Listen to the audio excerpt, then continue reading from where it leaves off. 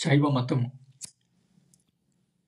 ఈ శైవ మతము మొదట యక్షులలో అనగా తమిళ జాతులలో వ్యాపించి వారి మూలమున ఆంధ్రదేశమునకు వ్యాపించినది. ఈ శైవ మతము అనార్యుల నుండి వచ్చినది కాని కొందరు తలచునట్లు ఆర్యుల నుండి వచ్చినది కాదు. హిమవత్పర్వతమున ఉత్తరమునందలి ఉన్నత భూముల నుండి యక్షులు క్రమముగా గంగానది ప్రవహించే పల్లపు భూములకు వచ్చి అచ్చట కొంతకాలము నివసించి ఉండిరి. మరికొంత కాలము అయిన తరువాత అచ్చట రేవు పట్టణముగు తామ్రలిప్తి నగరము నుండి సింహళమునకును, సింహళము నుండి దక్షిణాపదము యొక్క దక్షిణము కొనకు వచ్చి కాలక్రమమున అచ్చట పాండ్య, చోళ, చేర రాజ్యములు స్థాపించిరనియు. ఈ యక్షులే తామ్రలిప్తి నుండి వచ్చిన వారొకటి చేత తమిళులనబడుచున్నారు. ఈ యక్షులలో పైతరగతి వారికి శివుడు ప్రధాన దైవముగా నుండెను. శివుడు స్ఫురద్రూపమును దాల్చి రాగివర్ణపు వెంట్రుకలతో జటాజుటము కలవాడై పులితోలు కప్పుకొని శూలపాణి అయి వృషభ వాహన రూఢుడై త్రినేత్రములను కలిగి సంచరించునని యక్షులు అభివర్ణించి ఉండిరి. త్రినేత్రములు తప్ప తక్కిన రూపమంతయు హిమవత్పర్వత ప్రాంత భూమిన నివసించు ఆదిమవాసుని రూపమునకు పోలియుండుననుటకు లేశమాత్రమును సందేహము లేదు. ఆ ఉన్నత భూముల యందుండు పార్వతీయులు స్ఫురద్రూపులుగాను రాగివర్ణపు వెంట్రుకలు కలవారుగాను ఎద్దునెక్కి సంచరించువారుగాను నుందురు. భూమండలమునందలి ఉన్నత భూములలో ఉన్నతమైనది త్రివిష్టప దేశము అనగా టిబెట్.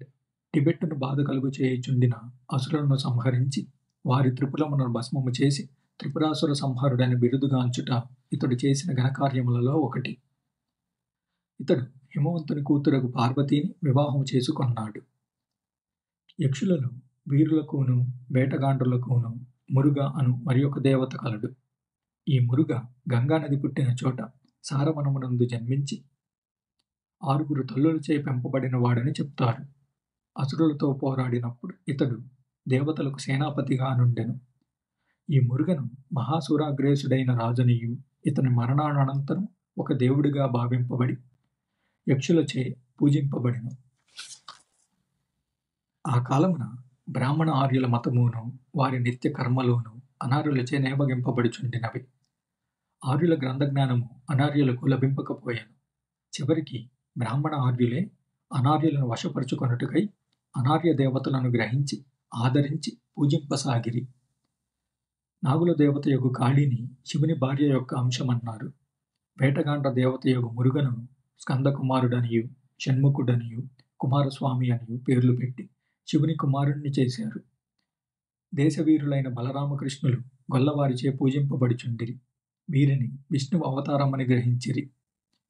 ఆర్యులు అనార్యుల దేవతలను ఆర్యుల మతంలో కలుపుకొని అనార్యుల దేవతల చరిత్రను పూర్తిగా తిరగరాసి అప్పటికే అనార్యుల చేత నిర్మింపబడిన దేవాలయములోనికి ఆర్యులు ప్రవేశించి అనార్యులను సంతోషపెట్టుటకై అనార్యుల దేవతలను పూజించటం ప్రారంభించారు. ఆ కాలమునందలి ప్రధాన దైవములలో శివుడే ప్రధాన దేవుడిగా నుండెను.